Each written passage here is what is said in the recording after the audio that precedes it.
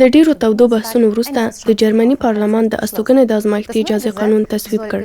د دغه نوي قانون له مخې هغه ډولډونګ لرونکي کسان چې د 2022 زیږدیز کال د اکتوبر میاشتې تر 31 نیټې پورې په جرمني کې د استوګنې 15 کاله پوره کیږي، دا چانس لري چې د استوګنې یوه ډاډمنه اجازه ترلاسه کړي.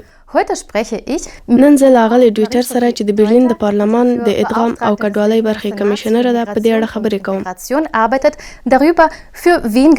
چې دا نوی قانون د ښو ادغام شویو بهرنیانو لپاره کوم فرصتونه رامنځته کوي.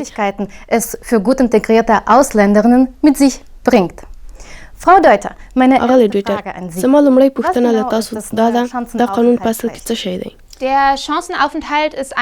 د استوګنې یوه ازمایښتي اجازه ده چې موده به یې 18 میاشتې وي او بیا ځلې نه تمدید کیږي. د استوګنې دا نوې اجازه د ډولډونګ لرونکو کسانو ته دا چانس ورکوي چې د زغمل شوې اجازې پر ځای د استوګنې قانوني اجازه ترلاسه کړي. د استوګنې دا ازمایښتي اجازه چاته ورکول کیږي؟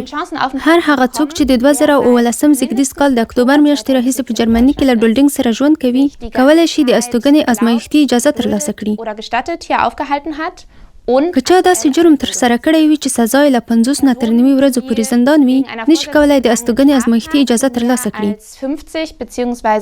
او همدارنګه هغه کسان چې د هویت تثبیت په اړه د ناسمو معلوماتو د ورکولو له امله په ډیپورټ بندیز لګېدلی وي هم نشي کولی دا اجازه ترلاسه کړي. دا په دې معنی ده هغه کسان چې ډولډونګ لایټ لري هم کولی شي د استوګنې ازمایښتي اجازه ترلاسه کړي؟ هو دقیقاً، دولت غواړي له ډولډونګ څخه د وتلو امکانات رامنځته کړي، نو ځکه د ډولډونګ لایټ درلودونکي کسان هم د دې اجازې د اخیستلو حقدار دي. د دې اجازې ګټې څه دي؟ د ډولډونګ برعکس دا د استوګنې یوه ډاډمنه اجازه ده. په ورته وخت کې د دې اجازې ترلاسه کوونکی کولی شي کار وکړي او د ژبې د زده کړې کورسونو ته ولاړ شي. د دې ترڅنګ د کم عاید لرونکي کسان کولی شي له دولت څخه مرسته ترلاسه کړي. زده کوونکي او مسلکي کسان د بافوق او مسلکي زده کړو د مرستو د اخیستو اجازه ترلاسه کوي. oder Berufsausbildungsgeld bekommen. که څوک په ټولو شرایطو برابر وي، د کډوالو چارو اداره بیا هم غوښتنه ردولی شي. Das Chancenaufenthaltsrecht ist eine sogenannte د استوګنې اجازه یو قانوني حق دی. دا په دې معنی که چیرې ټول شرایط پوره کړی باید د استوګنې د اجازه ترلاسه کړي. خو د کډوالو چارو اداره په ډیرو استثنایي حالتونو کې دا صلاحیت لري چې د استوګنې د اجازې غوښتنه مورد کړي. speziellen Ausnahmefällen versagen. د استوګنې د ازمایښتي اجازې له 18 میاشتنۍ مودې وروسته څه کیږي؟ بیا یوه ډاډمنه د استوګنې اجازه ترلاسه کولی شي؟ Das Chancenaufenthaltsrecht kann nicht verlängert werden. د استوګنې ازمایښتي اجازه بیا ځلې نه تمدید کیږي. د اوږدمهاله استوګنې اجازه د ترلاسه کولو لپاره باید ځینې شرایط پوره کړي. Bleiberecht erfüllt sein. Nach den د دغه 18 میاشتنۍ مودې وروسته کولی شي د استوګنې د قانون د 25 الف یا 25 ب مادې پر اساس د استوګنې د اجازې غوښتنه وکړي. Dafür sind die خو شرایط د استوګنې د ازمایښتي اجازې په پرتله څه نه څه سخت دي. زه د ځینو مهمو یادونه کوم. باید دنده پیدا کړي او د خپل ژوند لګښتونه په خپله پوره کړي. په هر صورت پراکتیکوم دورې او یا د ښوونځي پیلول هم ګټور تمامېدلی شي. د دې ترڅنګ باید د جرمني ژبې اڅوای سند ولري. که تر اوسه دا سند نه لري باید په انټیګراسیون کورس کې د نوملیکنه وکړي. وروستی مګر اړین دا چې باید د خپل هویت د ثابتولو لپاره هڅه وکړي. که داسې ونه کړي ممکن د استوګنې اجازه ترلاسه نه کړي او د پاتې کېدو چانس یې کم وي. Denn wenn sie das nicht tun, können sie anschließend kein Bleiberecht erhalten.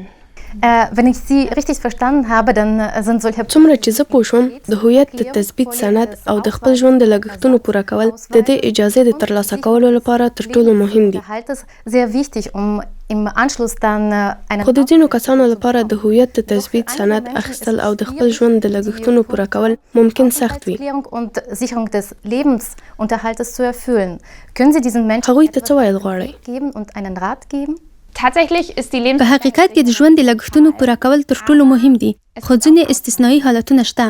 هغه کسان چې معلولیت لري، کوچني ماشومان لري او یا هم په زده کړو بوخت وي، نو په ځینو حالتونو کې دولتي مرستې ترلاسه کولی شي. نو ځکه د دندې موندل تنها او یوازینۍ لاره نه ده.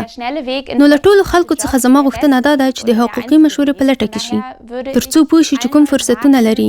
همدارنګه دا غوښتنه مې له هغو کسانو هم ده چې د خپل هویت د تثبیت په برخه کې ستونزې لري.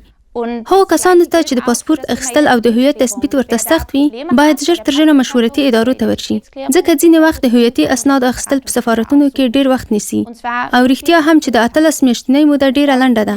همدارنګه له ټولو څخه مې غوښتنه دا ده چې د خپل پاسپورت یا هم بل هویتي سند اخیستو لپاره یې چې کومې هڅې کړې دي باید ثبوت یې له ځان سره وساتي چې بیا وروسته دا ثابته کړي چې د خپل هویت د تثبیت لپاره یې هڅه کړې ده. Gut zu dokumentieren, damit man später nachweisen kann, was man alles unternommen hat. Vielen Dank. تاسو له راتګ څخه ډیره مننه غلي ډیټر. هیله ده چې زموږ خبرو به د استوګنې د قانون په اړه لیدونکو سره مرسته کړې وي. د بیا لیدو په هیله. Bis zum nächsten Mal.